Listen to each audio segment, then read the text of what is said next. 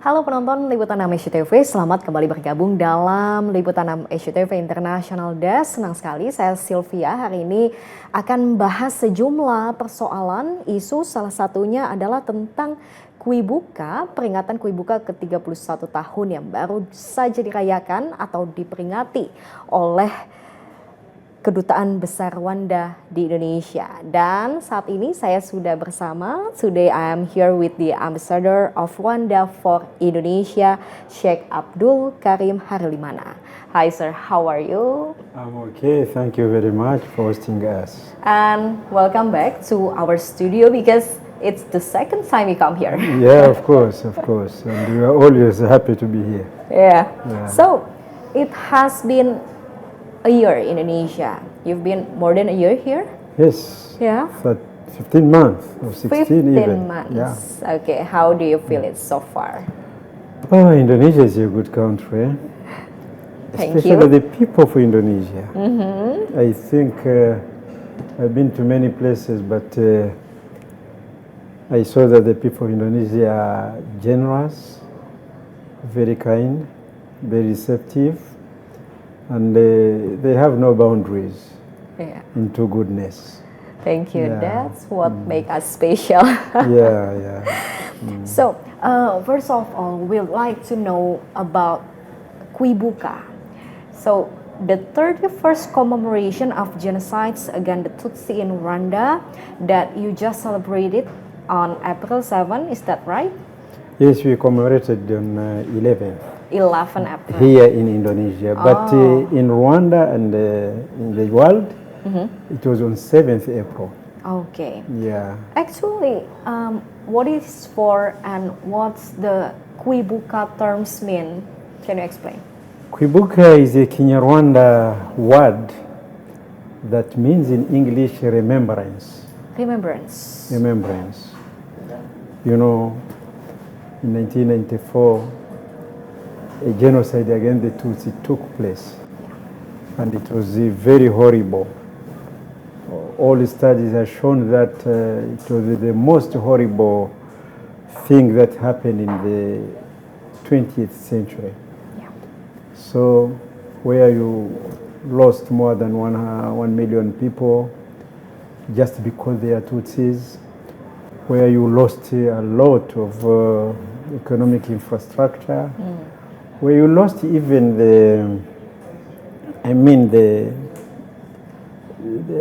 being a human being.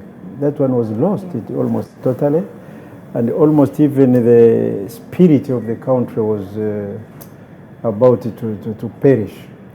So forgetting that one, it would be as bad as doing the genocide again. That is why Rwanda remembers and the world remembers, because that 7th of April by the UN, it is a day of reflection. Yes, on the genocide, on the 1994 genocide against the Tutsi in Rwanda. Yeah. What do the citizens doing in the one day of reflection? What by the way, 7th is a reflection day, but for Rwandans, we continue remembering throughout the 100 days, because the genocide took happened within 100 days. So for Rwandans, we continue remembering, we continue talking about it, we continue, looking into the stories, listening to testimonies here and there, and so on and so forth. So that one day, it is international, it is national, just to make the world know that what happened in Rwanda shouldn't happen again anywhere under the sun. But for Rwandans, we continue remembering. Okay, so what is the importance of this Kwibuka commemoration in the context of Rwanda's post-genocide healing and reconciliation? By the way, it means all about healing. You know, you have a neighbor, you have a friend. Today on 6th You are neighbors, you are talking, you are helping each other, you are visiting each other, and so on, as neighbors do always. Yeah. But in the morning of 7th, your neighbor comes to you and says, your days are finished now. You are my enemy, and you are my worst enemy, so you have to die. And not only you, your wife, All your family children, member. or even other family members who are not here. We are looking for them wherever they are, and they have to die. And this one was prepared, of course, for a long time, but this is the day of execution. So it means a lot. If Rwandans forget, it means it can repeat itself, especially that by the way it happened.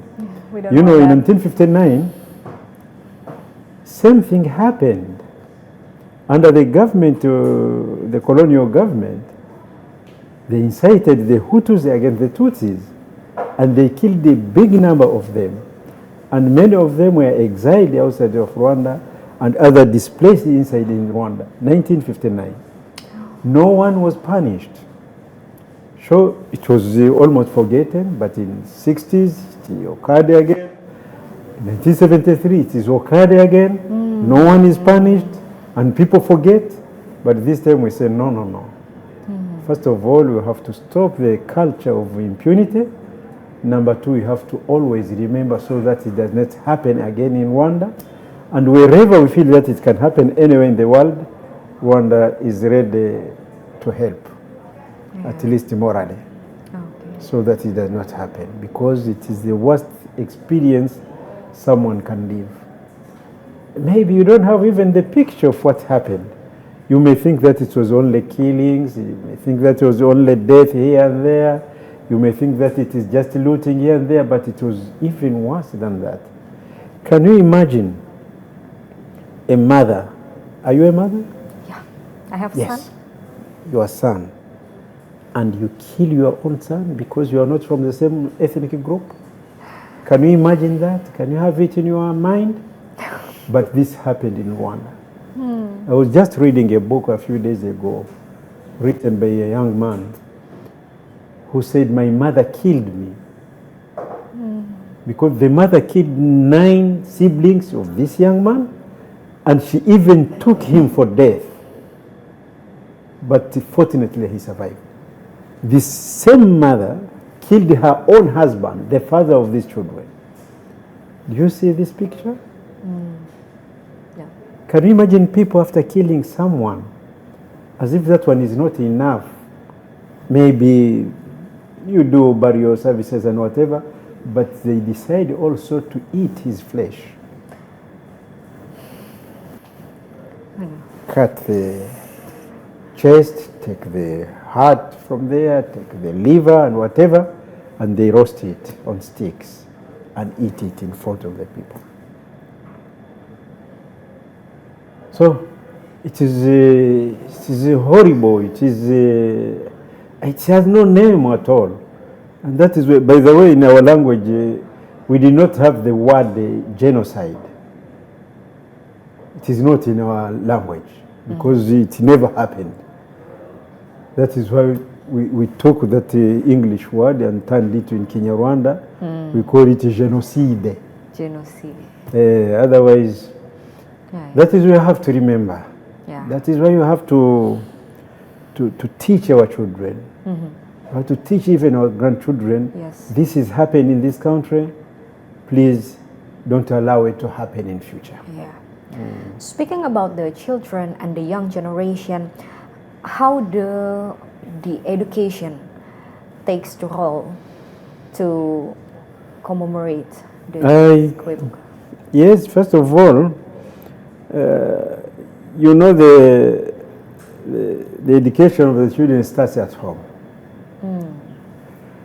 And of course, good parents, exemplary parents will tell their children what happened in 1994, and would go even further, tell them what happened before 1994 and the reason. And warn them, don't go to that way of doing things. But parents will tell their children that, from both sides, of course, the people who were from them, the most perpetrators were, let us call them the Hutu, some of them, but parents among them, will tell their children that, by the way, we did not finish even the job, because there are still some other Tutsis who are still under the sun. Yeah. So learn and have in mind that someday we'll go and finish these people. Do they also learn the history from the history books? Of course, first of all, our history was distorted by the colonialists. Our history was not written. It was, oratory, get it from the grandparents to the children, to the grandchildren, and so on and so forth. But it was true and known to many people. But when the colonialists came to our country, they first divided us and called us ethnic groups. Why the Hutu were there, the Tutsis were there, and the Twas, another ethnic group which is not mentioned most of the time. But they spoke the same language. They lived on the same hills and valleys, and they had the same culture. But these names came from, social classes or what they did in the society. The Hutus are the people who worked in the land, agriculture, and so on and so forth. The Tutsis are the people who had cattle and cows. And the two are the ones who worked in pottery and so on and so forth. So you can see that these are complementing each other as the population. But the guys from Belgium, especially Belgium, because in their country they have 3 ethnic groups, very different origin, language, culture, and so on and so forth. So to divide Rwandans, so they can be able to rule them, they said, okay, Hutus, you are ethnic group, Tutsis, you are another one, and the Twas are another one, and of course you have different numbers. These are the majority, the other ones are the minority, and so on and so forth. And by the way, you are not coming from the same origin. They tell the Hutus, you guys, you come from around Lake Chad, that is in the center of Africa, and you Tutsis, you come from Abyssinia, which is today Ethiopia. And you Twas, you come from the forests of the DRC. And of course, the so-called the elites by then accepted that one. And they worked with it. And at the end, we found ourselves under fire. So this is the history which the people taught when the colonials were here and in the post-independence era. But today, because we want reconciliation, we want to, we don't accept vengeance and revenge among the people. We are going to the true history of Rwanda, where people were united before the advent of the white people. And now we can see the fruits that at least up to 94% people feel that they reconciled and they can live together. A very nice story to begin our discussion. Just know about that. And so that's about Kwibuka. And now we're going to talk about the geopolitics condition in the Great Lakes region of Africa. Can you tell us maybe about what is the historical background that shapes today's or current geopolitical landscape of the region? Yes. By the way, the background is almost the same as we talked about the Kwibuka. Yes, because the region, I don't know whether you read about the Lancastrian kingdoms. These are the kingdoms which were in that area of the Great Lakes region of Africa. And when we talk about these lakes, we are talking about Lake Kivu, between Rwanda and the Congo today. You have Lake Tanganyika, between Burundi, Congo, and Tanzania. We talk about Lake Victoria, between Tanzania, Uganda, and Kenya. And this is the Great Lakes region. I mean, Great Lakes. And by the way, they are great. And each of them has got its uniqueness. Like Lake Kivu is known for having, it is a crater lake with a lot of methane gas. Lake Tanganyika is the second deepest lake in the world. In the world? Yes, and Lake Victoria is the second largest lake in the world. Oh. And you have there the Nile Basin. Nile, you heard about in River Nile.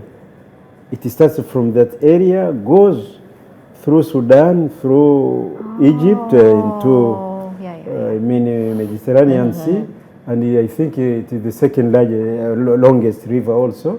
And it is also the bed of River Congo that starts from Rwanda and that area, goes into Congo and flows into the Atlantic.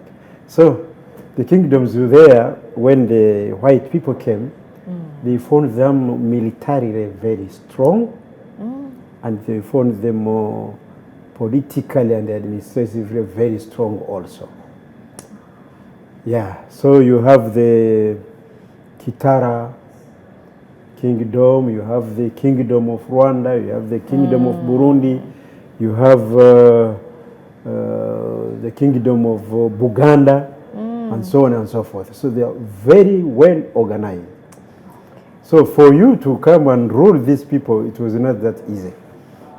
Then, of course, the white men, when they came to Africa, as they went to other continents also, like here in Asia, they trying to separate people so that they can rule them.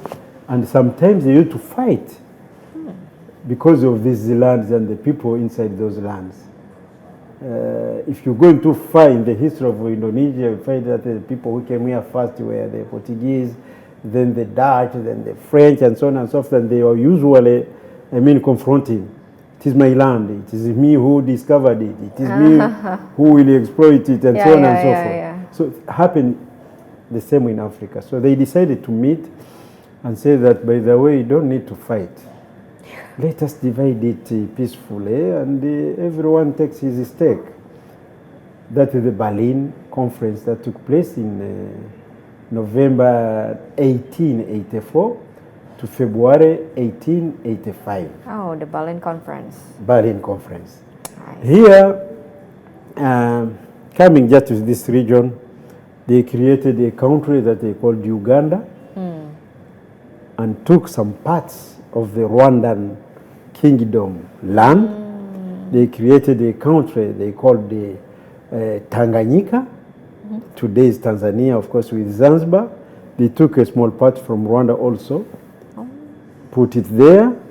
They created a country that they called the Free State of Congo. Free State of Congo. Of Congo. And that one was a personal property of the king of Belgians, Leopold II. Then they took also a very big part of Rwandan soil. And then, of course, there is this country which is called Burundi. These are the countries in the Great Lakes region. Now, when we, of course, it was even after that Berlin conference, it continued also to divide, especially from the land of Rwanda, because the last time they took another part of Rwanda was in 1910. Another part were added to Uganda again, and another part was also added to Congo, and Rwanda became only 26,338 square kilometers. When before that it was more or less 200,000 square kilometers. Only less 10%? Yes, the people spoke the same language, same culture, and believed in one God. Yeah. So you see that they are not taking the land only, the people also are taken to that one. So this one was calling himself a Rwandan, but today is called a Congolese. Oh. This one was called Rwandan, today is called the Ugandan, Tanzanian, and so on and so forth. Wow, that's a long historical background. Long history. Yeah. But coming to independence now, during the 1963 first meeting, which took place in May, I think, 25th, in Addis Ababa of the Organization of African Unity, there was a charter which was adopted by the head of state of the countries which were independent by then, and they said that we should accept the borders as they are, as they are left by the colonialists. Otherwise, we can find ourselves fighting for this or that. Yeah. Of course, they signed it, and I remember Rwanda was represented also in that meeting, because we got our independence in 1962 July, and this meeting took. I mean, it was represented, but not 100%, because I mean 100% because we got independence in 1962, and this meeting took place in 1963. Now. Okay, we lived with it, and the whole country lived with it, but unfortunately some country would come and said, no, but this part is ours. Oh, no, this part is ours. Oh, yeah. Is it because the natural resources all they have? Sometimes it is that thing of nationalism that comes first. Like you see between Ethiopia and Somalia, the Somalis say that these people are speaking our language, and they are living on this part of the world, so they are Somalis, then the land is Somali also. Yeah. You heard about a war that took place, I think, in mid-70s between Somalia and Ethiopia in a place called Ogaden. That was the reason. You hear it here and there. And sometimes, of course, people would say, okay, there are minerals, but most of the time, if it is minerals, expect also that foreigners are in there. Expect them. The big countries, the rich countries, which are poor in minerals, and minerals are needed in their industries. Of course, sometimes they will tell this country, by the way, that piece is yours. Can you fight for it? We shall give you some assistance from, you see? Yeah. So that they create a chaotic... a competition between... Yes, people. A chaotic situation, yes, whereby they can intervene by stealing these minerals. Yeah. Or by taking them for free almost, or taking them for maybe as if they are theirs. So this can take place also. And I fear this is what taking place now in the DRC, Democratic Republic of Congo. Okay. So this is the history, at least, of dividing Africa into small countries, and sometimes it may cause problems. But specifically, what is happening in the DRC is almost different from other countries. Where I was giving you an example of Somalia and Ethiopia, where Somalia would say that, no, this piece of land is ours because the people who are speaking our language. In DRC, it is different. And it is contrary to that, because for them, the government is saying, by the way, these people who are speaking Kinyarwanda, our language, the language of Rwanda, yes, are not Congolese. So they have to go back to Rwanda. Yes. Can you imagine? Yeah. Telling these people to leave their ancestors' land and send it to another country. Okay, it is Rwanda. Their language is Kinyarwanda, of course. Yeah. The problems and the solutions are the same of that of Rwanda, but the borders made them Congolese. And the government is refusing now this right and denying them this right. That is the difference. And of course, this one can cause big political problems which are taking place today. Yeah, very complicated. So, what does the African Union play roles in maintaining peace and, of course, stability in the Great Lakes of Africa? Thank you for that question. This problem, by the way, DRC and Rwanda is twofold. One is that one history which I have talked about. They are telling the people who speak the language of Rwanda that they are not Congolese, and thus have to be chased from Congo. That is number two is about, we talked about, of course, the Kwibuka and the genocide against the Tutsi. There was a war of stopping this genocide.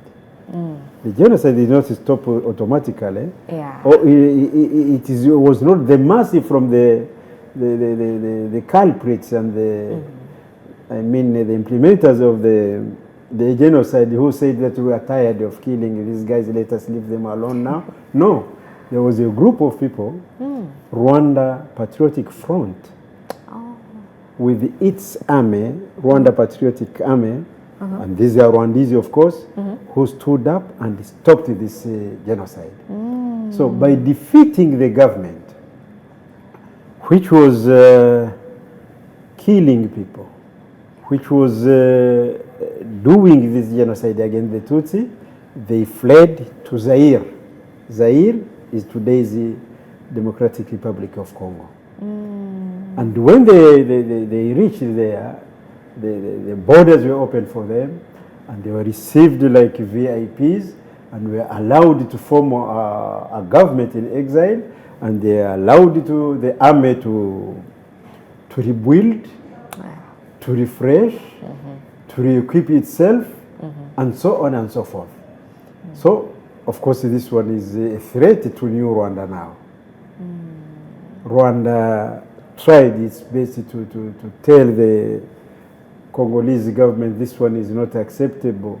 If you need these people, if you feel that they are refugees, take them as far as 150 kilometers as per the international law. Because we are not safe with them here, and they are in the border. Armed. Rwanda went to the international community also, pleading, are you not seeing what is going on here? Can you give a hand and at least give us some assurance of safety? The world kept quiet because of the other questions. Is it because of the minerals? The big guys there, they have interest in this, in security in this area, because almost all of them, they have got mines in that area of Congo, Eastern DRC. Now,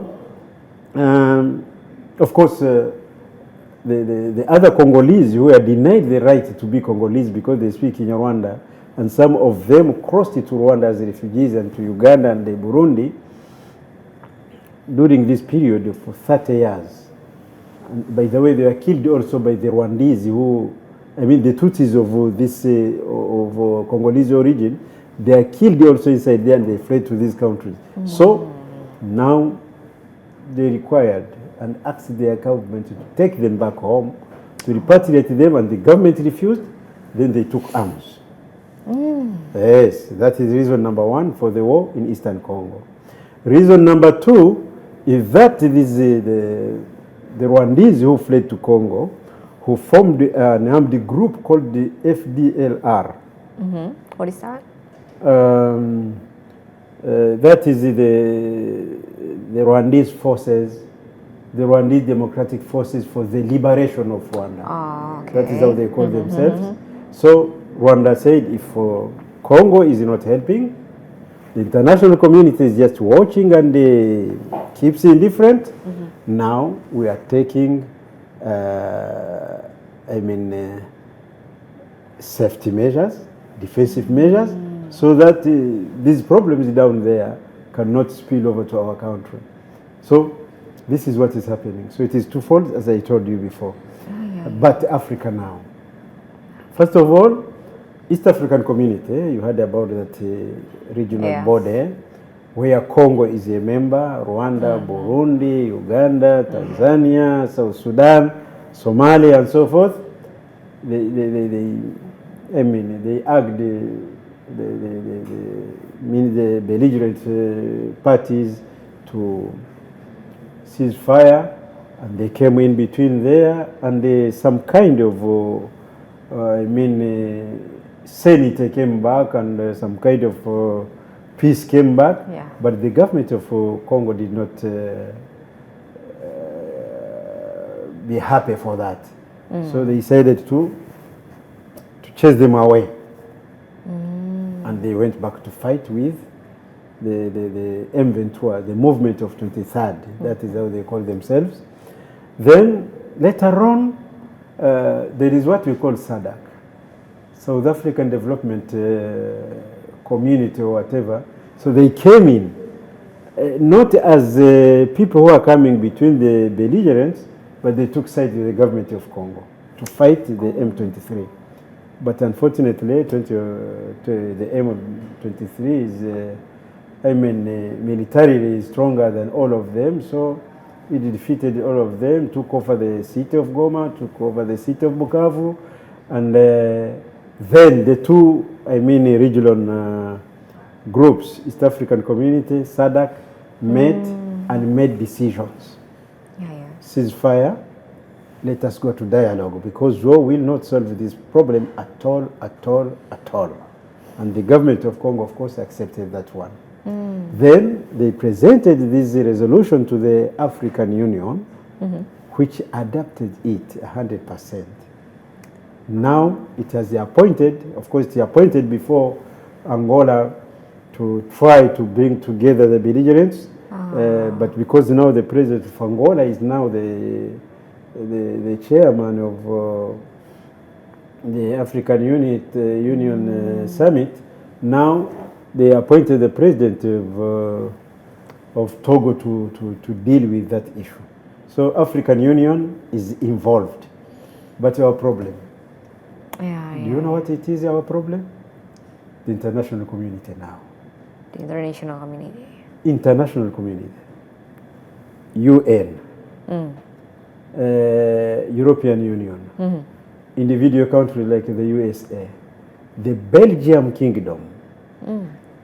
And some other countries in the West, instead of adopting and assisting the African Union and those regional blocs to their initiatives, which are very, very good, they took sides with the Democratic Republic of Congo, and of course they inciting the government of Congo to continue fighting. And they even took decisions to sanction Rwanda. Rwanda is under some sanctions, videos, and the government, and so on and so forth. Instead of them being impartial and unbiased and help to bring back peace in the region, they are against it for the reasons I told you before. Interest. All of these countries have got interest inside of Congo. But the worst of them is Belgium, because it has this background and that history that I told you. But unfortunately, it continues also to mess up with Rwanda. And encouraging other countries and calling them to sanction Rwanda. That's not easy. It's not easy, but Rwanda is a resilient country and used to problems. Especially that after the genocide, nothing is worse than that. So any other thing which can come after the genocide can be dealt with, and I think courageously and wisely. So that's talking about one of the major security challenge that Rwanda faced today. Yes. And now speaking about the cooperation between Rwanda and Indonesia. We'd like to know about what kind of area of cooperation currently exists between Rwanda and Indonesia. First of all,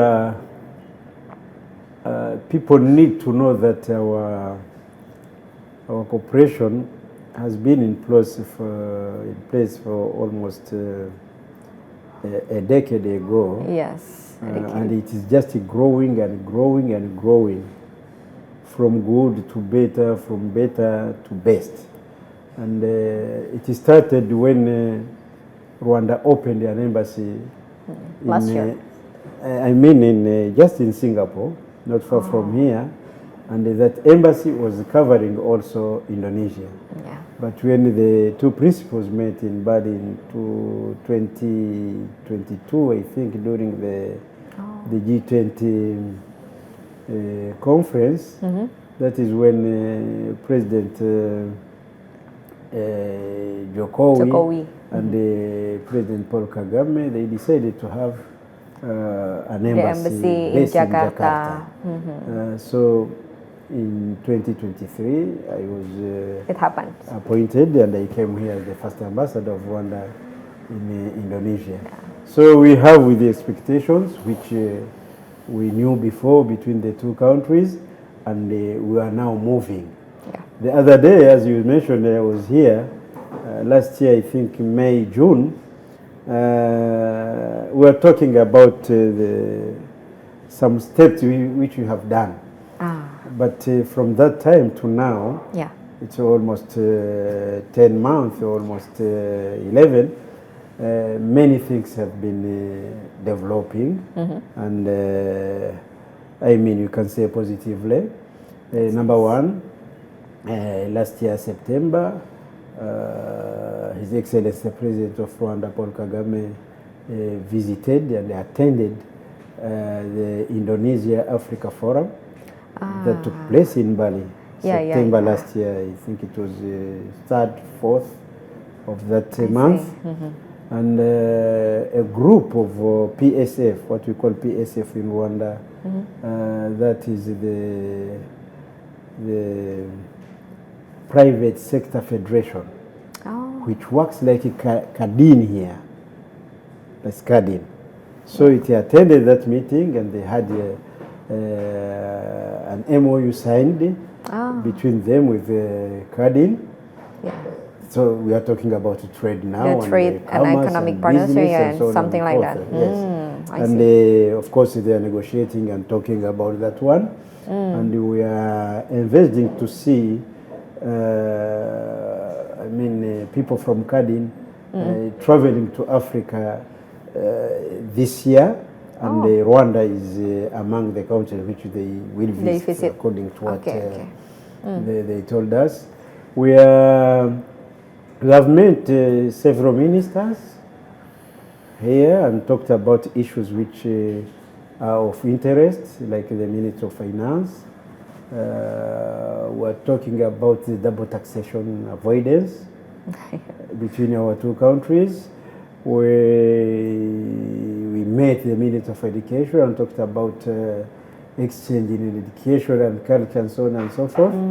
But we are also able to visit some high learning institutions like the ITS in Surabaya, like UMM in Malam, like the Islamic University in Yogyakarta, like the President University here in Jakarta, and so on and so forth. And with all of them, we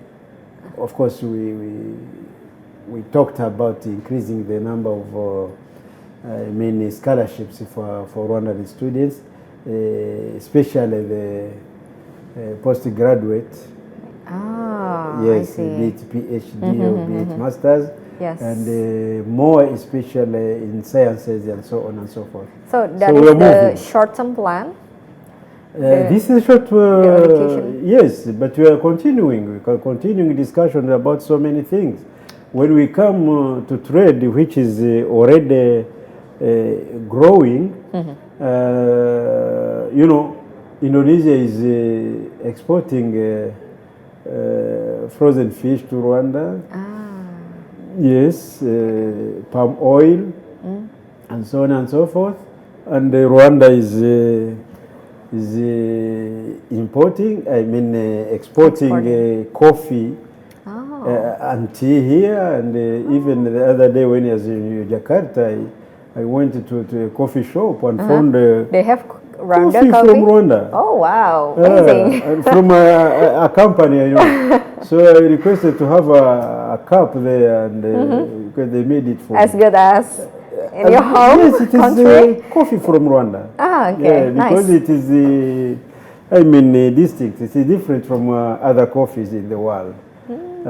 So we are moving, and we are moving bigger even because there are many other things which are here, which we can exchange, go into industries like the rubber, which Indonesia is #1 in the world in rubber producing. Yeah. And of course, Indonesia is known for apparel. We can go in that business, especially when the two groups meet, and so on and so forth. So we're continuing. So many opportunities, but what is the challenge maybe that exists between our cooperation, Indonesia and Rwanda? What do you think? I think there are two challenges. What is that? Speed. Speed in implementation. It is not as fast as we would wish. We wish that it would be faster. Bureaucration or something? Something like that one. Yes. So we need to see that it is moving faster. It's going where we want faster. If we sign today, we want to see the results in 1 week or two. So this is what we can call challenge #1. Challenge #2, especially in the trade sector, it is the ship lines. The ship lines from Indonesia or from that area of ours to Indonesia are not direct lines. Yeah. So if you ship something here, with ship, with vessel, you have to go through Middle East to Dubai, then you go down again to the harbors in East Africa, that is Mombasa or Dar es Salaam. So it takes time. If we had a direct line, Dar es Salaam, Mombasa to Jakarta or in other harbor here, it would be easier and it would be better. Agree. So this is, but there is, we need to add also some strength in, where political decisions are taken, to add in some strength so that it can be felt by the implementers of the policies. Okay. And I'm sure it will work because we talk about it. Yeah. So hope it happens soon. Of course, I hope that it will happen soon because we are still talking about it. Okay. Yeah, we are meeting different ministries about it, and we are meeting some other departments, and we are planning to meet more. Like when we talk about diplomacy, apart from economic diplomacy, we talk about also political diplomacy, where parliaments need to meet, to work together, to complement each other.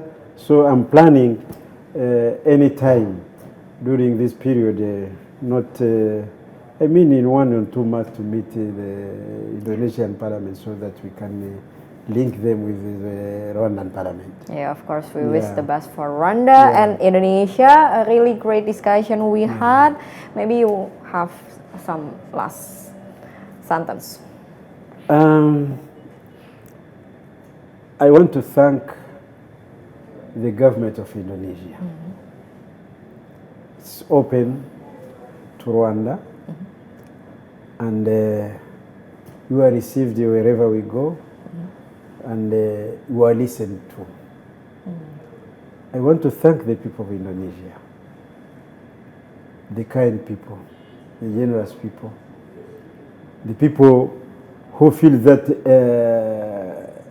a human being is just like any other human being, no difference between them or between them with the people who come to them. And I want to thank also my TV here. I want to thank the CEO, I want to thank the editor-in-chief, I want to thank all of you journalists, the technicians, and so on and so forth, for hosting us and for this opportunity. Yes, we also thank you so much for coming here. Thank you for your time, and of course, we are looking forward for our next collaboration. With new things. Yes, of course. Yeah. How we say it, sampai jumpa in Rwanda language? Murakoze cyane. Okay. Sampai Terima jumpa. kasih. Terima kasih. Yeah. Bye-bye. Bye.